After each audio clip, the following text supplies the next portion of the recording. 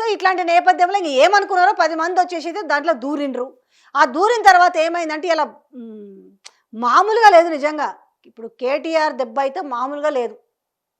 అంటే మొత్తం వీళ్ళని ఎక్కడికక్కడ టైట్ చేసి పెట్టిరంటారు కదా! ఆ దెబ్బకి ఏం చేయాలో కూడా రేవంత్ రెడ్డికి అర్థమైతే లేదు. వీళ్ళేదో లైట్ తీసుకుంటారేమో అనుకున్నారు. కానీ ఇక్కడ అన్ని సాక్ష్యాలతో సహా మొత్తం ఒక 500 పేజీల ఆడ సుప్రీంకోర్టులో మొత్తం వీళ్ళు దాఖలు చేసిన దాంట్లో ఊపిరి మెసులుతలేదు. సో, నేను పెద్దగా ఇది అసలు చిటికలో పనబ్బా ఎవరిని గెలిపించుకోవడం మన నేనింకా ఓ 10 ఏండ్లో 15 ఏండ్లో నేనే శాశ్వతం అనుకుంటే కనీసం ఇవాళ ఈ 10 మందిని కాపాడుకునే పరిస్థితి కూడా కనబడతలేదు. 10 మందిని కాపాడుకునే పరిస్థితి. ఒక విధంగా ఇక్కడి నుంచి ఏం చేసారు బీఆర్ఎస్ వర్కింగ్ ప్రెసిడెంట్ కేటీఆర్ని ఉక్కిరి బిక్కిరి చేయాలనుకున్నాడు. ఏంది ఈ కార్ రేస్ అనో లేకపోతే టెలిఫోన్ ట్యాపింగ్ అనో ఇంకేదో కొత్తవి తీసుకొచ్చి అందులో ఫిక్స్ చేసి రౌండ్ అప్ చేయాలనుకున్నాడు. కానీ ఆ రౌండ్ అప్ చేసుల్లో ఇలా కన్ఫ్యూజ్ ఎవరవుతున్నారంటే రేవంత్ రెడ్డి కన్ఫ్యూజ్ అవుతున్నాడు.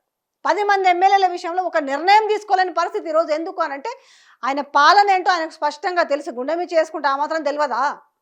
ఇవాళ చేస్తున్న నిర్ణయాలకి ఇవాళ తెలంగాణ ప్రజలు ఏ రకంగా ఉక్కిరి బిక్కిరి అవుతున్న విషయాన్ని ఆ మాత్రం తెలుసుకోకుండా ఉన్నాడు ఆయన.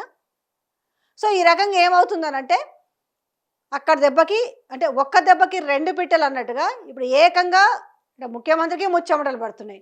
ఇప్పుడు వీళ్ళు ఏం చేయాలి? ముందుకు పోతే నుయ్యి వెనక్కి పోతే గొయ్యి అన్నట్టుగా తప్పే పరిస్థితి లేదు రాజీనామాకి.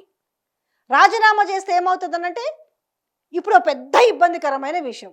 ఇప్పుడు ఏంది జూబ్లీహిల్స్ టికెట్ కావాలని దానం నాగేంద్ర అడుగుతాడు, ఆడ అంజన్ కుమార్ యాదవ్ అడుగుతున్నాడు. అసలు ఏంది అలా అర్థం అవుతలేదు. ఏ సర్వే చేసినా కూడా అదేమో పడై నెగటివ్ వస్తున్న పరిస్థితి కనపడుతుంది.